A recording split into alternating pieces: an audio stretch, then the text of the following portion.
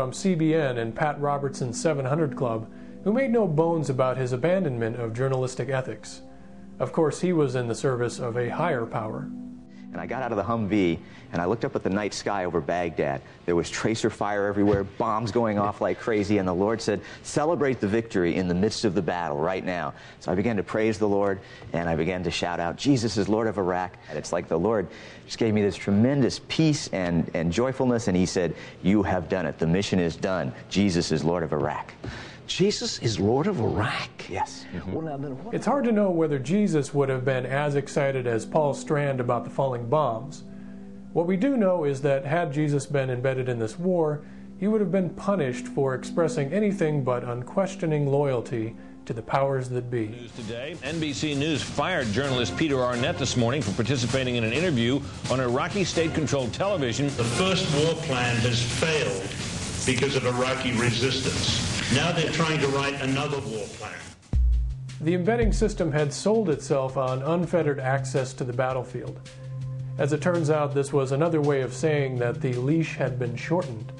It's really sort of night and day if you compare even what we know now and think about what we still don't know about military actions in Afghanistan with, for instance, what happened in Vietnam. And I'm sure there are lots of folks at CNN who were there, friends of yours, Aaron, who will tell you instantly that the degree of access they had, the degree of freedom they had to go where they wanted to go, was infinitely greater than what's playing out here.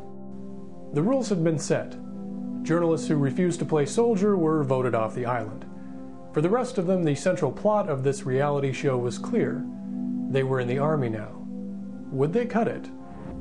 If it does come down to military action, then this is the one that we've been assigned to ride in. It is number B204. Important to remember that number, they say, because there could be so many of them out there. Well, you wouldn't want to get on the wrong one.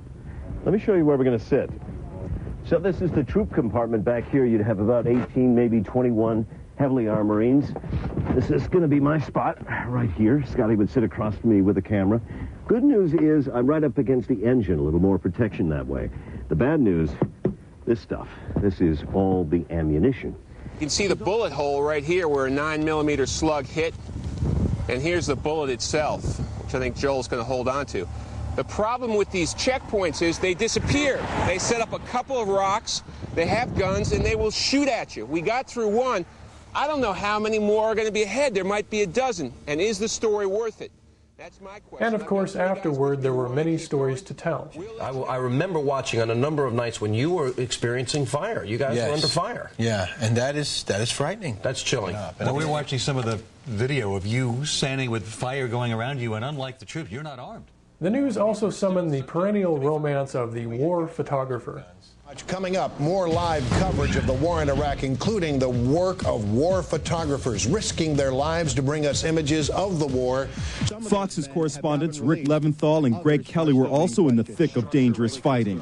And Kelly, the son of New York Police Chief Ray Kelly, despite being wounded in the face by flying shrapnel, kept on reporting. For now, Ray Kelly. Here, the show Inside Edition, which would normally be covering the drama of other reality shows, describes reporters with language normally reserved for soldiers. Among the standouts embedded with the troops was NBC's David Bloom, the 39-year-old anchor of Weekend Today, who had rolled through the desert in his vehicle's cramped quarters and paid the ultimate price for his hard work.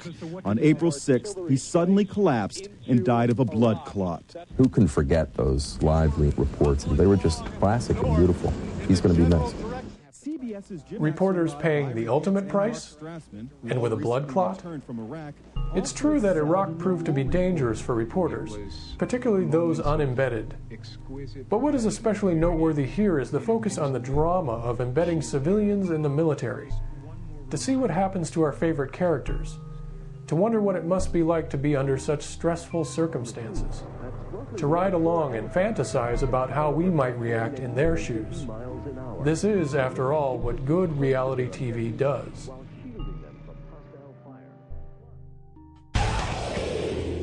To meet the newfound public demand for the reality TV war, the military went on air with its Pentagon channel in May 2004. We're going to be covering a lot of different stories today, from the special relationship between NASCAR and the military. In December, Nightline would do a special called On the Hunt, where reporters tagged along with Task Force Red Dog in Afghanistan. This is a war story and a love story and a recruiting poster all wrapped into one. This film is a co-production between Nightline and the Discovery Network. On January 10th, Discovery will be launching its new military channel. The Discovery film, Task Force Red Dog, will launch that channel.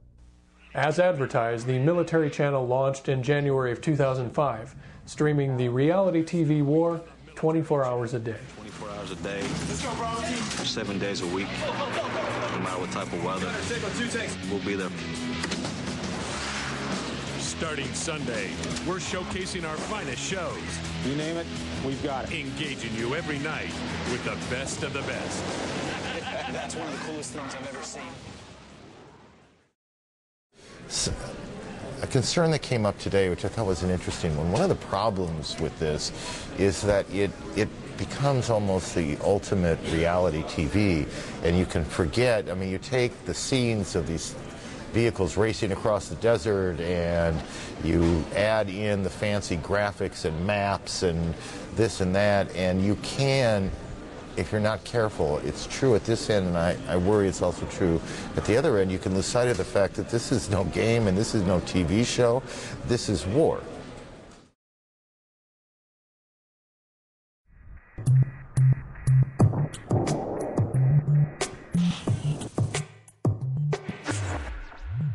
Chuck, that's right. I'm here at kind of a local gathering place for folks in Blair County, Zach's. And on a normal night, most of these television sets at this local establishment would be tuned to those sporting events, the basketball games and the hockey games that are underway right now. But a little after 9 o'clock, most, if not all, of the sets, including the surround sound, had turned to the war on Iraq. And during an informal poll that I just took a few minutes ago here at Zach's, most of the people that I spoke with have said that the action was decisive. They back our president. When the Iraq War took to the television, it substituted itself for the normal sporting events. This required only a click of the remote control and the smallest of mental adjustments. Audiences naturally shifted from one event to the other. Time now for a quick update of the NCAA tournament. And Larry Smith joins us with more. Certainly the war affecting viewing habits this time of year. Is it? Yeah, NCAA tournament TV ratings down because of the war with Iraq. The basketball tournament and the war merged so completely in 2003 that the NCAA president had his own fighting words for Saddam Hussein. In our plans. We were not going to let a tyrant determine how we will lead our lives. But basketball wasn't the only sport to realize there was another game in town. Of Super Bowl 37, brought to you by. Football naturally militarized itself as well. 2 months before the invasion of Iraq, the Navy supplied a destroyer, the USS Preble, to ABC. The ship became the stage for the announcers of Super Bowl 37. Apologies to the true commander of the USS Preble, Timothy Batchelor, who will join us maybe a little bit later on. You know, fans around the country, and we have a lot of fans here of teams that aren't in the Super Bowl. The signs of an approaching military venture wove themselves into the opening ceremonies of the game. The anthem will be followed by a Super Hornets flyover by the VFA 122 Flying Eagles from Naval Air Station Lemoore. Ladies and gentlemen, Grammy Award winners, the Dixie Chicks.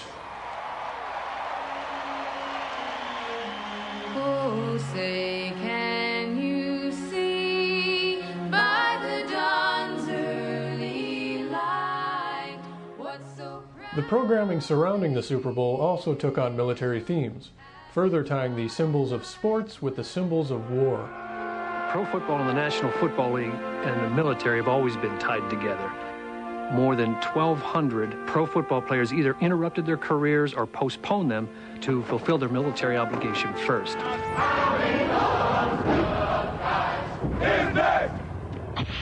If we wonder who is promoting such connections, we don't have to look any further than the Pentagon, which sponsored a pregame show called Howie Long's Tough Guys. Hosted by the former linebacker, the show was a combined effort between the Pentagon, the Ford Motor Company, and the NFL. A synergistic infomercial for them all. Pretty impressive, huh? Welcome to Howie Long's Tough Guys. No, I'm not the captain. That would be Captain Erdesy. Well, you know who I am. Armed with his Ford truck and store of one-liners, Long cruised America in search of tough guys. Okay, time out. You want to talk air attack? The United States Air Force. Air Power! You don't really think you're going to play man-to-man coverage, do you? I didn't think so. This guy flat out gets it done. A big reason why the Jets went as far as they did. Long-profiled football players in between visits to each branch of the military and rides in their machines. In the end, Ford gave the truck away to the winning tough guy.